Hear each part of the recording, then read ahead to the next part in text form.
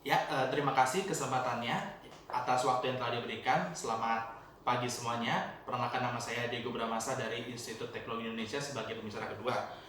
Mosi kita pada hari ini adalah gerakan-gerakan sosial yang seharusnya lebih berfokus pada ketimbangan kelas ekonomi daripada diskriminasi berbasis identitas, gender, etnis, dan yang lain-lain. Kita harus mempertegas bahwa permasalahan kelas ekonomi itu sering terjadi dalam kejadian sekarang.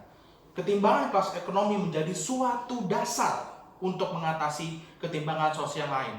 Jadi kalau misalkan ketimbangan ekonomi ini tidak dilaksanakan, diskriminasi sebagai berbasis identitas, gender, etnis, dan yang lain-lain, itu pun juga tidak berguna. Karena ketimbangan ekonomi itu adalah suatu ketimbangan sosial yang juga sangat penting dan harus diperhatikan oleh kita semua. Yang kedua yaitu, bukan berarti permasalahan-permasalahan lain itu tidak penting. Diskriminasi seperti berbasis identitas, gender, etnis juga penting. Tetapi kita juga harus memiliki suatu basis yang ada untuk mereka itu semua. Salah satunya yaitu adalah ketimbangan kelas ekonomi. Yang ketiga adalah hukum sosial. Yang harus kita ketahui adalah hukum sosial adalah salah satu hukum yang mempengaruhi kita semua sebagai warga negara, dan kita juga sebagai warga negara, dan dunia pun juga mengetahui itu bahwa hukum sosial dapat mempengaruhi itu semua. Yang keempat adalah kita mengetahui juga ada salah satu politik identitas yang kita ketahui bahwa katanya mampu memperjuangkan masyarakat kelas bawah, itu ternyata tidak mampu memperjuangkan kelas bawah. Malah adanya terjadi kesenjangan sosial, jarak atau sekat-sekat antar golongan. Jadi semua itu menjadi tidak berguna kalau kita tidak memperhatikan ketimbangan kelas ekonomi itu sendiri. Kita memberikan contoh. Salah satu banyak contoh yang ada beredar sekarang. Salah satunya yaitu kejadian George Floyd yang terjadi itu karena ketimpangan sosial, karena berpikir dia kulit hitam dan yang lain sebagainya, itu tertindas oleh orang-orang yang kulit putih.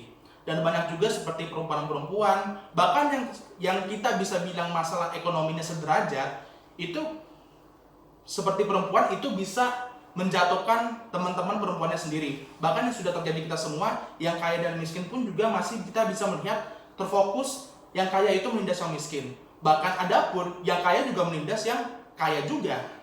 Jadi saling mendominasi. Karena apa? Karena faktor ekonomi itu sendiri sebenarnya. Oke, apalagi kita berbicara mengenai masa COVID ini yang sedang terjadi di masa sekarang ini, di tahun 2020. Kemiskinan juga makin bertambah dan pertumbuhan ekonomi juga menurun.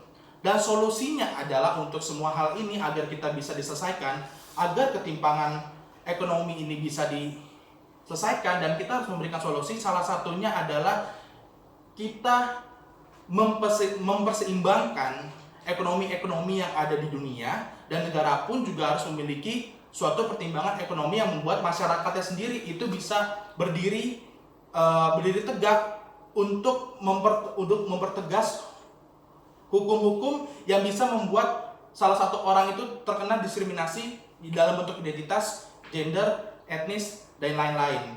Semua itu diperjelas bahwa kita sebagai mahasiswa, kita sebagai perwakilan dari semua yang berhubungan dengan yang memperjuangkan tentang ketimbangan kelas ekonomi, kita mempertegas bahwa ketimbangan kelas ekonomi itu sangat penting ada di dalam diri kita, bahkan ada di dunia.